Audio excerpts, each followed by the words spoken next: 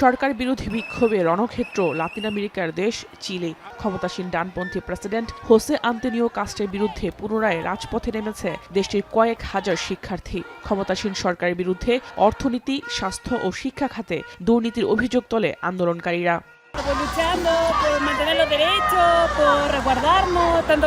No solo nosotros los estudiantes, sino que también a los adultos mayores y a todas las personas que necesiten apoyo y que el Estado no las puede dejar solas. Chile সরকারের পক্ষ থেকে দুর্নীতি দমনের প্রতিশ্রুতি দেয়া হলেও তাতে আস্থা রাখতে পারছে না শিক্ষার্থীরা। বুধবার দেশটির বিভিন্ন শহরে মিছিলে নামে তারা। এতে বাধা দিলে পুলিশের সঙ্গে ব্যাপক সংঘর্ষ হয়। পরিস্থিতি নিয়ন্ত্রণে জলকামান ও লাঠিচার্জ করে পুলিশ। আটক করা হয় কয়েকজনকে।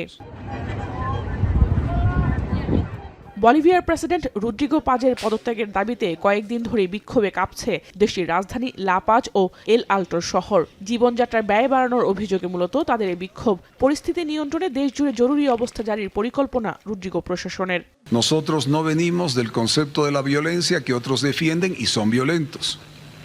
Nosotros venimos de la cultura real, democrática, constitucional del diálogo. FIFA বিশ্বকাপ শুরুর কয়েকদিন আগে মেক্সিকো শহরে শুরু হয়েছে শিক্ষকদের আন্দোলন।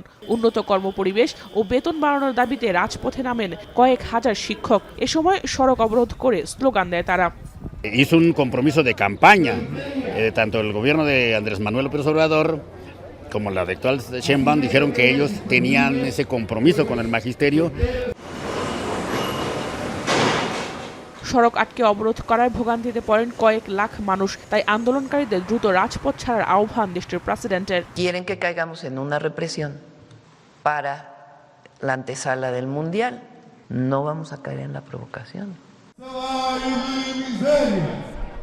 শ্রম আইন সংশোধনের প্রতিবাদে পর্তুগালের রাজধানী লিসবনে বিক্ষোভে নামেন কয়েক হাজার কর্মজীবী। এতে বিঘ্নিত হয় শহরের স্বাভাবিক যাতায়াত, বাতিল হয় কয়েকটি ফ্লাইট।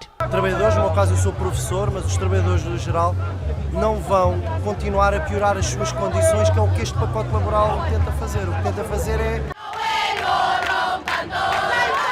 আর্জেন্টিনার কর্ডোবা প্রদেশে 14 বছর বয়সী এক কিশোরীকে হত্যার প্রতিবাদে রাজধানী বুয়েন্স আইরিস সহ বেশ কয়েকটি শহরে বিক্ষোভে নামে কয়েক হাজার মানুষ।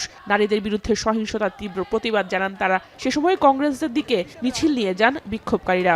Todas las generaciones pasadas, así que yo creo que si no estamos nosotras para ponerles un freno ahora y unirnos así como nos unimos en masa siempre, no va a pasar nunca.